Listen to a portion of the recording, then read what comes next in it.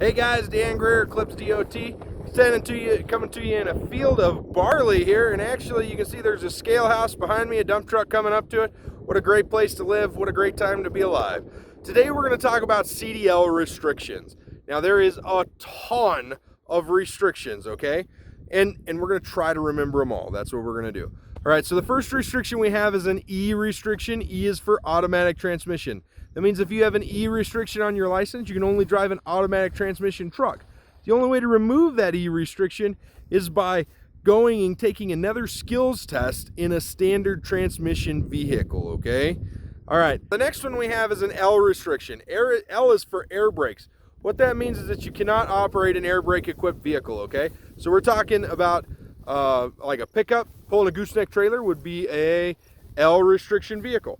Okay. The only way to remove that restriction is to take a test in an air brake equipped vehicle. All right, let's go to the K restriction. What the K restriction is it means intra-state. So you can only drive in the state your license is issued. So if you have a Utah license, you can't drive in the state of Colorado. If you have a Colorado license, you can't drive in the state of New Mexico or Oregon or Florida. All right, those usually only come if you have a special waiver from your state, like a vision waiver. I've seen one guy with that. And then I've also seen guys, most of the time it's if you're under the age of 21, you get that K restriction. So you can get a CDL in the state, but you can't drive interstate, so crossing state lines.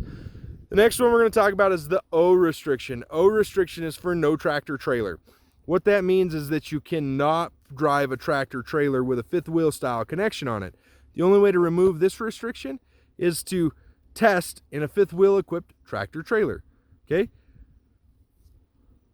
P, the P restriction is only found on permits, and it means no passengers. So you have a passenger permit, right? A permit with a P endorsement, you'll also get a P restriction. So you can't operate the vehicle with passengers in it, okay?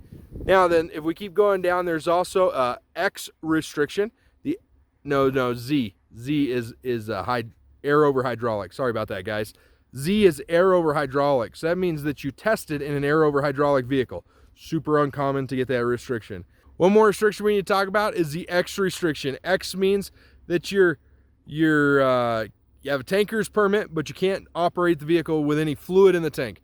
Crazy, right? Yeah, the federal government does make up these rules, so we do have to follow them. You might see some other ones like a C for corrective lenses. Some permits have a W for must-have licensed operator with them. But those are the main restrictions that you're going to see on the license. We've got the E, automatic transmission, the K, intra-state, the L, air brake equipped, the P, on permits only, for passengers, the O, for no tractor trailer, right? And then the X, no fluid in the tank, again, only found on permits, and the Z, air over hydraulic restriction.